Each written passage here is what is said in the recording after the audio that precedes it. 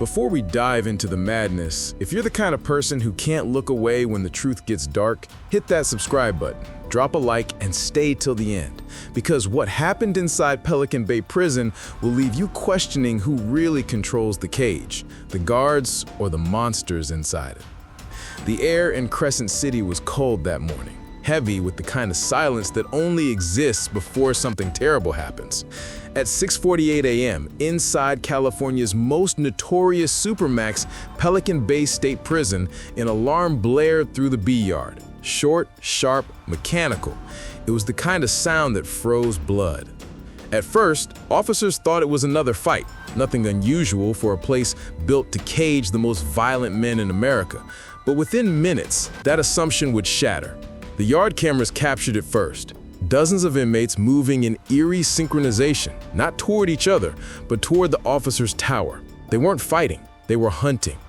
Correctional officer Martin Reyes had been on duty only 9 months. He joked with his partner minutes before the shift started, talking about his newborn daughter. By 7:02 a.m., he was on the ground, bleeding from a makeshift blade hidden in a boot sole. His partner screamed for backup, but the lines crackled with static. The lines had been cut. The chaos spread like wildfire. Inmates poured out of their blocks, some shouting, some eerily calm. The sound of shanks scraping against the concrete echoed through the corridors. It wasn't random. It was organized, planned, precise. On the outside, the prison warden Mark Heller was in disbelief. The facility was built to be riot-proof. Every corridor was designed for control. But control had vanished in seconds, and someone inside knew exactly how to break it. By 8:15 a.m., SWAT was called. The warden watched the surveillance feed, black and white flickers of chaos, and realized something worse than rebellion was happening. Certain doors that should have been locked were wide open. Someone in authority had unlocked them. Meanwhile, a guard managed to reach the communications office, only to find a single note taped to the wall, written in black letters with a prisoner's pencil. "Today, we decide who dies." Helicopters circled above, smoke rising from multiple wings. The state declared a level 5 emergency, the highest alert in California's prison system. And deep in the heart of Pelican Bay, a single inmate sat silently on his bunk, untouched by the riot around him. His name, Raymond Ghost Cortez, serving life without parole for triple homicide, a man known for never speaking, never fighting. Yet on that day, every move seemed to revolve around him. When investigators later reviewed the footage frame by frame, they noticed something that sent chills through the entire command staff. Every inmate who attacked had looked toward Ghost before striking, as if waiting for his signal. But Ghost never moved. He just sat there, watching. And when the SWAT team finally stormed his cell, they found a folded piece of paper under his pillow. A hand-drawn map of the prison's security grid marked with red X's on every door that had failed. Someone had given him insider knowledge. Someone outside the cell block. Someone wearing a badge. They said Pelican Bay couldn't break. But by the morning after the riot, it was bleeding from the inside out. Smoke still drifted from charred sections of the yard. The scent of tear gas, iron, and something darker, the smell of blood, hung in the cold coastal air. Dozens were injured. 2 officers dead. 7 inmates unaccounted for. And yet, what terrified the warden most wasn't what they'd lost. It was what they couldn't explain. The riot wasn't spontaneous. It was precise, methodical, and brutally efficient. Someone had orchestrated it like a military operation, and all signs pointed to a ghost. The silent inmate who'd never spoken a word in 12 years behind bars. Raymond Ghost Cortez had been locked in solitary confinement for months before the riot. No visitors, no phone calls, no privileges. Yet somehow, he knew the security grid, the guard rotations, and the exact moment the electronic locks would glitch. That wasn't prison luck. That was insider access. FBI Special Agent Dana Kershaw arrived 2 days later, stepping over broken glass and burnt uniforms. She'd handled cartel wars, RICO cases, even serial killers, but nothing like this. She looked at the walls covered with spray-painted words, written in blood and ash. The system breaks itself. The first interviews led nowhere. Inmates were either silent or terrified. The guards, even worse. Some were defensive, others evasive. But one, Officer Daniel Price, couldn't hide his shaking hands when Kershaw asked about Ghost. He'd been on the same rotation the night before the riot, and his keycard logs showed multiple unauthorized entries. Price swore he never used them.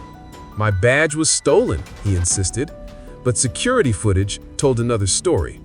A figure in his uniform entering restricted zones hours before the chaos began. The only problem?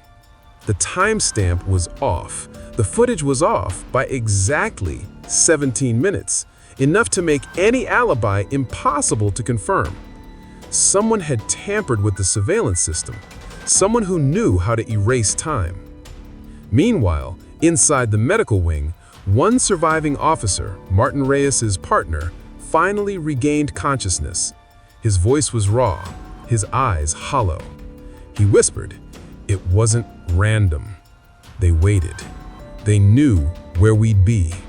Someone told them when to strike." He paused, trembling. And Ghost? He didn't lead it.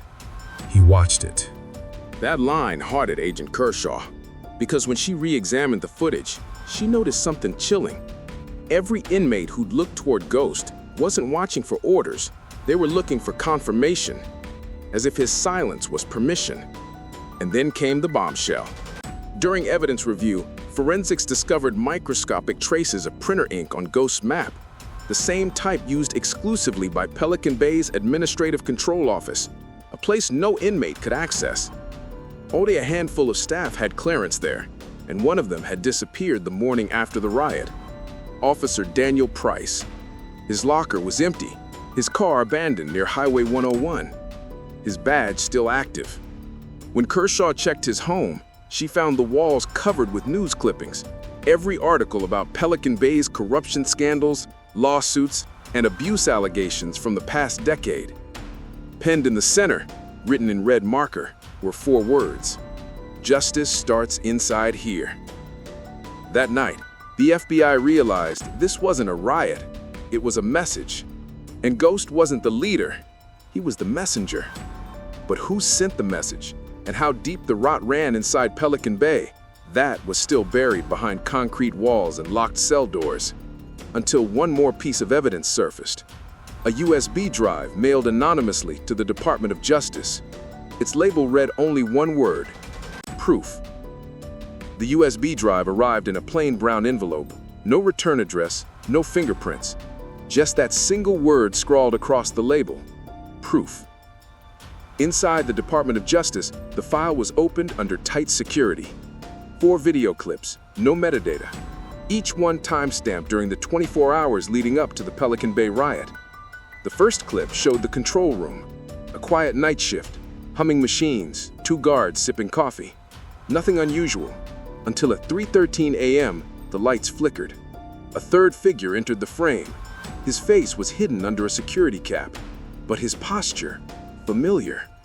He walked straight to the mainframe, inserted a small flash drive, and within seconds, the monitor flashed, "Access granted." The figure turned slightly toward the camera. The FBI froze the frame, zoomed in.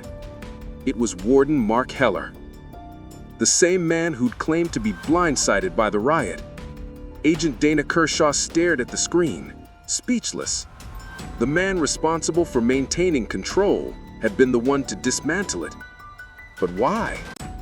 The next clips told the story.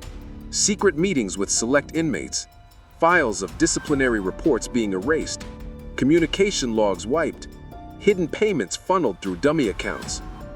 The warden wasn't covering up corruption, he was fueling it. Over a decade, Pelican Bay had become a powder keg. Abuse allegations, brutal isolation units, medical neglect, all buried under bureaucratic silence. But Heller wasn't driven by reform. He wanted exposure in the most violent way possible. A riot that would tear open the system and make the world look. He'd manipulated both sides, guards and inmates. Ghost Cortez had been his perfect pawn, a silent legend with a reputation that carried weight. Heller fed him coded notes through the library exchange, pretending to be an anonymous whistleblower. Ghost thought he was helping expose corruption, not unleashing it.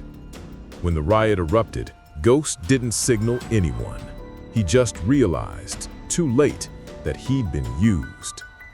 The FBI moved fast. Heller was arrested in his home before dawn. The evidence was undeniable. But as agents cuffed him, he didn't resist. He simply smiled and said, "Sometimes chaos is the only language the system understands."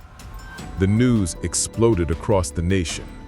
Warden behind Pelican Bay Riot dominated every major headline.